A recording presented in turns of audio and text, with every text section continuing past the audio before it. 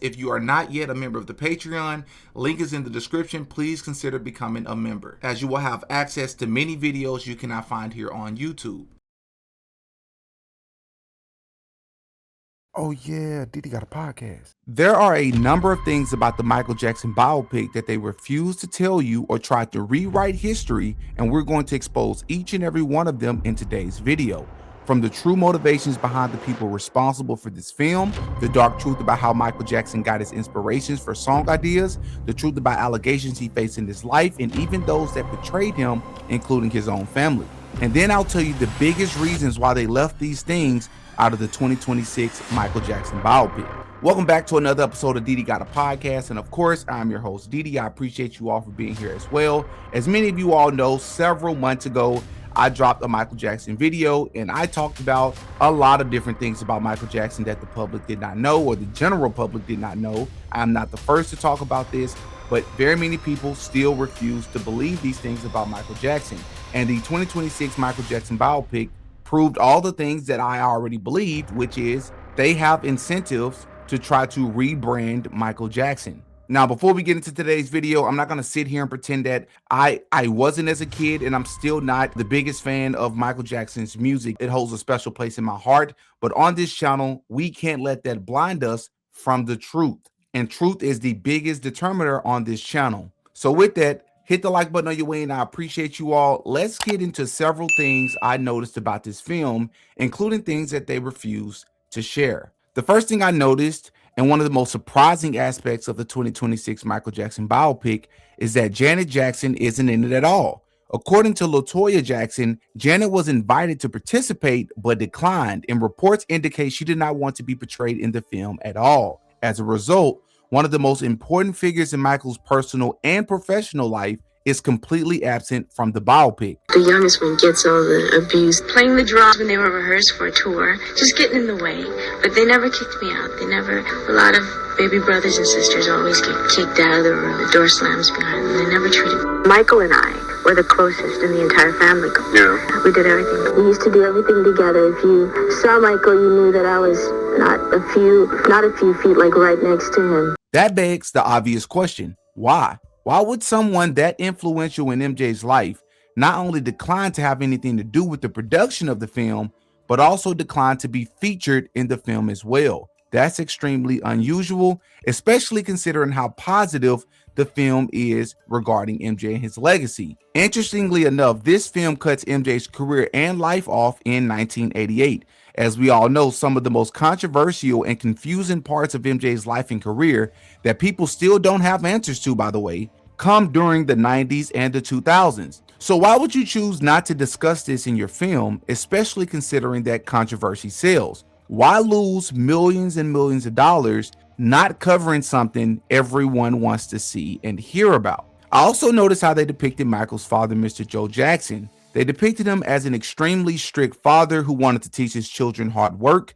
consistency, discipline, and what it quote-unquote truly takes to make it in the music industry, even though we know there are other things you have to do and certain oaths you have to take in order to be a part of the music industry, but I digress. In this film, Joe Jackson seemed to be obsessed with perfection. I mean, I don't know if there's a better way to say it. He pushed his children to the brink of perfection. But if you listen to MJ's recollection of his childhood, it was actually a lot worse than depicted in this biopic. He genuinely believed his father could have unalived him, and so did his mother. His mother believed the same thing as well. MJ and his brothers were beat constantly as depicted in the biopic, but what they did not show or share in the biopic is that even into his adulthood, MJ claimed to become physically ill around his father. So this film appears to have given the PG-13 version of how Joe Jackson really was, in particular towards MJ. The next thing we should speak about should definitely be the massive ATV catalog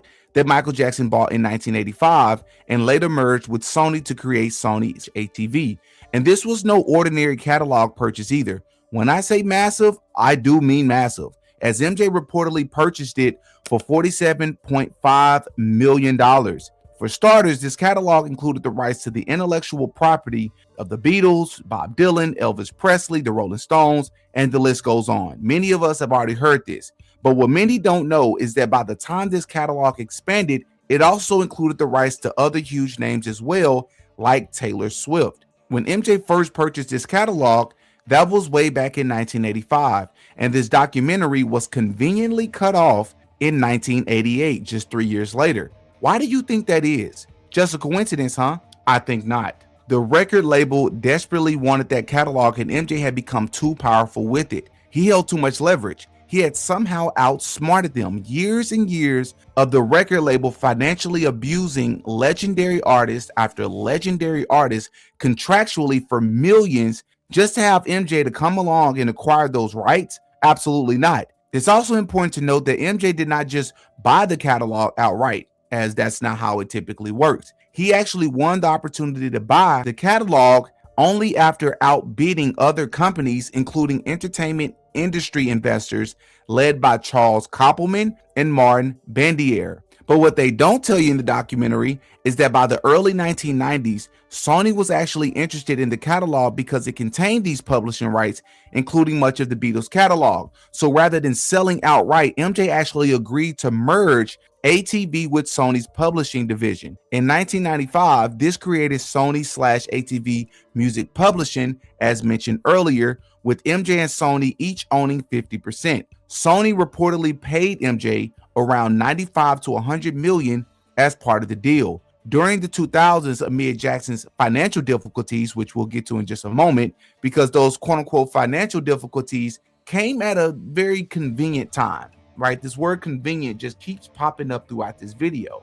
There were actually recurring reports and negotiations involving Sony and MJ's stake. And then conveniently enough, it wasn't until after MJ passed away under very mysterious circumstances that, once again, we've covered before in a previous video, that Sony would purchase the Jackson estate's remaining 50% stake in Sony's ATV for approximately $750 million in 2016, giving Sony full control of the company. And this was only possible because MJ's family, that being sisters and brothers and his very close siblings, agreed to do this only after MJ passed away, even though these folks were very obviously MJ's biggest enemies. Well, right around the time the negotiations began to heat up in the early 1990s would be when MJ's first allegations would come to light when Jordan Chandler, then 13 years old, accused Jackson of SA. The allegations became public in August of 1993 and led to a criminal investigation and a civil lawsuit.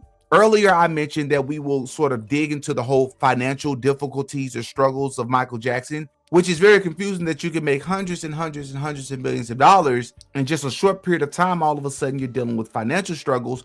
Well, maybe part of the reason is because all these allegations begin to come out about MJ. You can believe if they're true or not, that's up to you. But let's just say the timing was convenient because when he was settling out of court with these people for undisclosed amounts, who knows how big of a chunk these civil lawsuits actually took away from MJ's financial empire.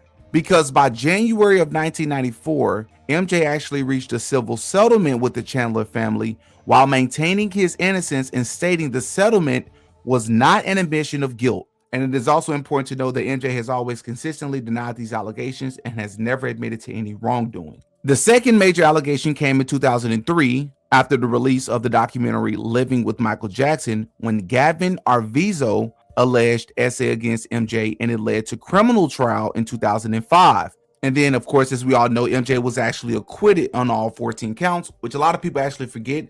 But it's also important to note that it's not just the civil lawsuits, but it actually takes a lot of money and costs a lot of money to go to criminal court or go to have these criminal trials as well, because you have to pay a lot of fines and you have to pay the biggest elephant in the room, which are the attorneys. Not to mention that the Arvizo family, this is another thing that they won't tell you, actually have a history of getting caught stealing out of retail stores.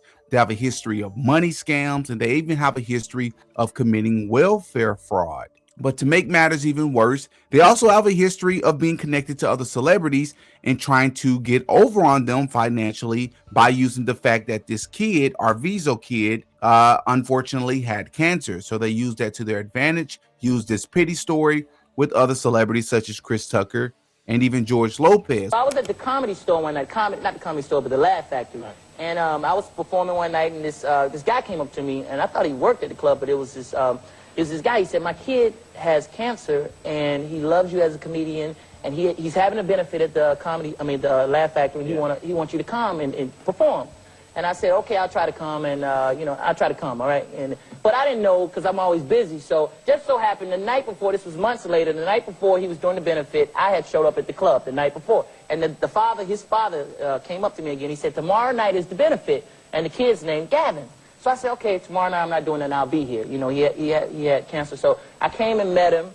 His name is Gavin, and he's a real good friend of mine. I love him to death. He said, he met me. He said, hey, Chris, how you doing? Thanks for coming. And he said, I know Michael Jackson. I was like, yeah, right, yeah, okay. How you doing? You feeling good? He said, all right, yeah, I know Michael Jackson. Then I come and find out later he really did know Michael Jackson. Which is very interesting because, as we all know, Michael Jackson and Chris Tucker are two names that came up in the Jeffrey Epstein files, right? They used Jeffrey or flew on Jeffrey Epstein's plane. You all are free to believe what you want from that. It is worth mentioning here because one of the first things that come to mind to me is it possible, just asking a question here, that a family who has a history of doing these things and has a history of completely separate events and situations removed from the Michael Jackson situation, does a family like this, is it possible that they're being used by the quote-unquote powers that be to jeopardize or set up some of these celebrities if they were to step out of line? And what I find interesting about this is that Chris Tucker and Michael Jackson are close to, or were close during that time. But here's a bigger question. Does no one find it odd or strange that the first allegations became public in 1993 while the Sony ATV merger occurred just 2 years later in 1995? That timing is a bit close, but it gets even more strange because in December of 1993, during the first major allegations against Michael, his sister Latoya publicly stated that she believed the accusations were true. At a press conference in Tel Aviv, which is a very interesting location, she said she could not be a quote-unquote silent collaborator in what she described as crimes against, and suggested that Michael had paid off families. She also said, quote, I just think Michael needs help, end quote, and claimed the behavior had been going on for years. But this is where things actually get interesting, because after separating from her then husband and manager, Jack Gordon, who is a major Zionist, by the way, Latoya gradually reversed her position in the late 1990s and early 2000s. She later claimed that Gordon had pressured or forced her to make the accusations. By the time of Michael's 2003 and 2005 criminal case, she was publicly supporting him, and in her 2011 memoir and interview, she explicitly stated that her earlier accusations had been coerced. Something else you may not know about this film is that the original version actually included the controversial events from the 90s onward. That is, before it was shut down and they were forced to reshoot it. That is why we get the version currently being shown in theaters. It is because the very people MJ went to war with paid tens of millions of dollars to prevent many truths about his life from being shown to the masses due to contractual confidential agreements the general public knew nothing about. But the bigger reason that they did this was because they knew it would spark the wrong kind of backlash and uproar. Another thing this biopic didn't cover was MJ's ruthlessness. Yes, we all love and know MJ for the kind and soft personality he portrayed on camera. But behind the scenes, MJ was allegedly one of the most ruthless and selfish individuals when it came to songs. According to multiple people, he would not only take other people's songs and song ideas, but he would hoard the writers and producers to the point that they felt they weren't allowed to work with anyone else. You may say, well, MJ was destined to be the best, so nothing about this is wrong. He was just very competitive, except it was alleged by Quincy Jones that MJ literally was known for stealing other people's ideas without their permission in the studio, and then he would later use those ideas for himself. And they also didn't talk about the second biggest elephant in the room regarding Michael Jackson, and that is his alleged infatuation with the occult. Yes, from his album covers, his lyrics in many of his songs, his method of getting new song ideas, his photo shoots, and the list goes on. They didn't even remotely touch on this, much like how we discussed the P. Diddy documentary, co-produced by 50 Cent, somebody that claims to hate P. Diddy, but also refused to actually talk about the reason Diddy was doing a lot of the things he did in the industry, and that is the occult side of things. It is not a coincidence that 50 Cent didn't touch on this, and it's also not a coincidence that the Michael Jackson biopic didn't touch on any of this. Please feel free to check out my previous video on MJ and his career. It is an eye-opener if you haven't seen it before. Hop in the comment section and give me your thoughts on what you think. Have you seen the biopic? What do you think about the biopic? Was it good? I personally thought, outside of the criticisms and the things that they left out, I don't think they did a bad job with this biopic.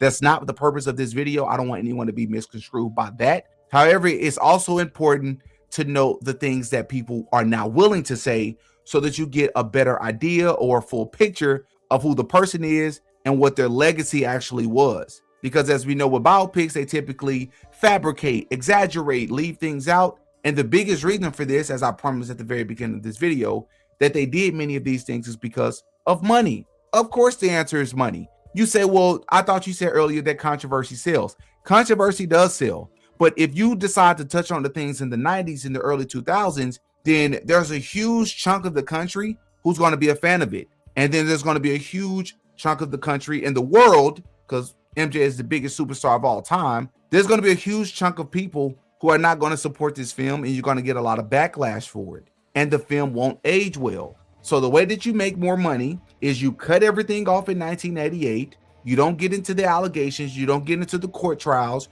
You don't get into his issues with Sony. You don't get into the list of people that he made that he called evil people that everyone should avoid in the music industry. You don't get into any of those things because it becomes the wrong type of press, right? They say all publicity is good publicity. This would be the wrong publicity. So the best way to avoid all of it, to try to please everybody, is to cut everything off in 1988 and keep it positive for the most part. Y'all in the comment section, give me your thoughts on what you believe, what you thought about this video. Did you know all of these things already? Do you believe anything different? Give me your thoughts, man. I'm Demetrius. I go by Diddy. I'll catch you all in the next one. Peace.